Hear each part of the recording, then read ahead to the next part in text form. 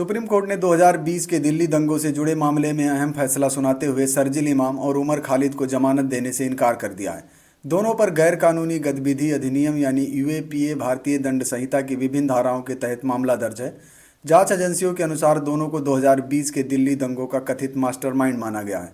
हालांकि supreme court ने इसी मामले में आरोपी बनाए गए 5 अन्य लोगों को गुलफिसा फातिमा, मीरान हैदर, सिफाउर रहमान, मोहम्मद सलीम खान और सादाब अहमद को जमानत दे दी है। फैसला सुनाते हुए शीर्ष अदालत ने यह स्पष्ट किया कि उमर खालिद और शर्जील इमाम की भूमिका अन्य आरोपियों से गुणात्मक रूप से अलग है और कथित साजिश में उनकी भूमिका को केंद्रीय माना गया है। सुप्रीम कोर्ट ने जमानत खारिज करते हुए उमर खालिद और शर्जील इमाम को ये छूट दी कि वे 1 साल बाद या फिर अभियोजन पक्ष के सभी गवाहों की गवाही पूरी होने के बाद ट्रायल कोर्ट में दोबारा जमानत के लिए आवेदन कर सकते हैं।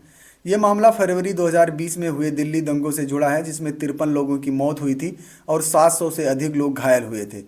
ये हिंसा नागरिकता कानून सीएए और एनआरसी के विरोध में भड़की थी। दिल्ली पुलिस का दावा है कि ये दंगे अचानक नहीं बल्कि पूर्व नियोजित, सुनियोजित और देश की संप्रभुता पर हमला थे। पुलिस ने अदालत में यह भी कहा कि शर्जील इमाम के भाषणों से अन्य आरोपियों के खिलाफ सबूत के तौर पर इस्तेमाल किया जा सकता है। शर्जील इमाम की ओर से वरिष्ठ अधिवक्ता सिद्धार्थ दवे ने दलील दी कि इमाम को 28 जनवरी 2020 को गिरफ्तार किया गया था, जबकि दंगे उसके बाद भड़के। उन्होंने कहा केवल भाषणों के आधार पर आपराधिक साजिश का आरोप नहीं लगाया जा सकता। वहीं उमर खालिद और अन्य आरोपियों की ओर से कपिल सिब्बल, अभिषेक मनु सिंघवी, सलमान खुर्शीद और अन्य वरिष्ठ वकीलों ने पैरवी की। अदालत ने सुनवाई के दौरान यूएपीए की धारा 16 का भी उल्लेख किया, जिसके तहत यदि किसी आतंकवादी कृत्य में किसी की मौत होती है तो आजीवन कारावास या मृत्युदंड तक का प्रावधान है।